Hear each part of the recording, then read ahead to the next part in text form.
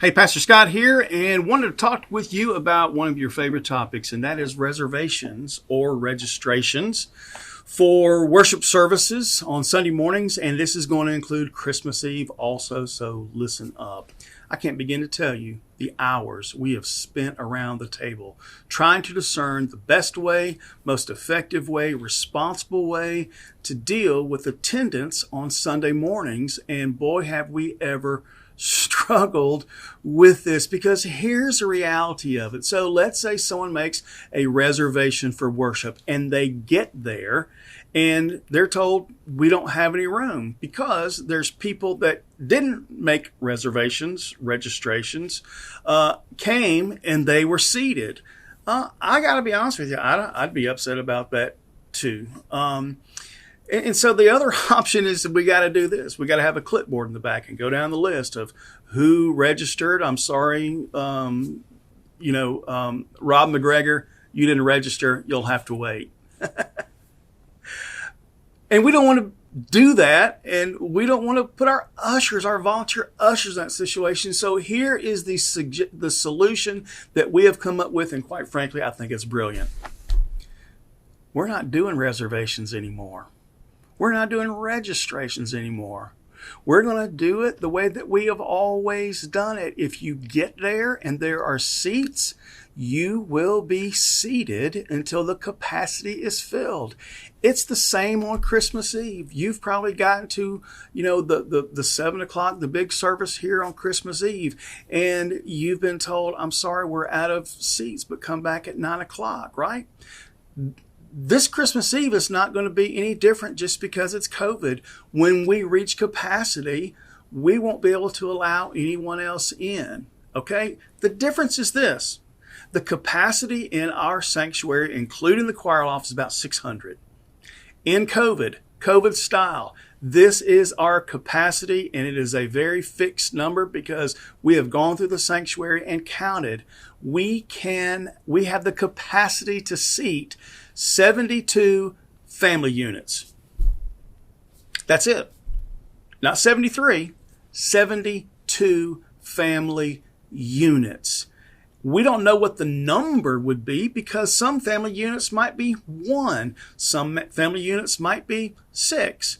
But here is what we're going to do on Sunday mornings and Christmas Eve. Go back to what we've always done. When we reach capacity, that we won't be able to allow anyone else in. And so, again, the capacity is what's different. It's 72 family units, whatever you want to call it, all right? And so because of that, we've attempted to increase our capacity by adding a 4th worship service on Christmas Eve. So we're worshiping at 3 o'clock. It's a children's sermon service, 5, 7, and 9. All of these in the sanctuary. There will be childcare for the 5 o'clock service and the 7 o'clock service. We'll need you to register for those because that involves finding paid nursery workers. And then if you register your child, I would suggest you get here early. So even though your child has a reservation, you don't have a reservation. So get here early or send someone in to save your family unit a seat while you register your child.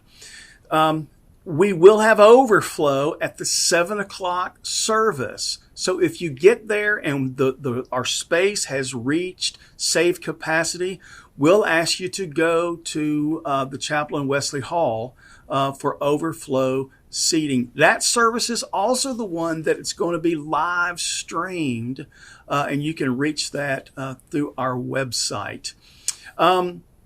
People have asked about what we're going to do, candlelight communion. So how do you, in a COVID world, responsibly blow out your candle? Man, I got no idea. I don't know. I guess you kind of lift your mask up, put your hand, hey, do this. Lick your finger. And, I don't know, but we'll figure this out. You'll figure it out, okay, of how to do that responsibly. But here's also the thing. The candle and the little candle holder that you get on Christmas Eve, that's yours for the keeping. Because we don't want to have to figure out how to disinfect them. So it's yours. Take it home, enjoy it, take it outside, blow it out outside. I don't know. Okay. So candlelight will be at 5, 7, and 9. It'll also be a communion service. So we'll be using the same little communion devices that we've been using. If you're going to be participating live stream with us at the 7 o'clock service, come by next week, the first of the week, and pick up your communion elements so that you can participate in that part of the service with us. All right? Listen, I want to assure you, we're doing the best we can to figure this out. We've never done this before, and we're trying to figure out the absolute best way. And so I again want to thank you. The only way we can do this, the only way we can even consider doing a Christmas Eve service is because you all have been so faithful with wearing your masks, socially distancing, and washing your hands.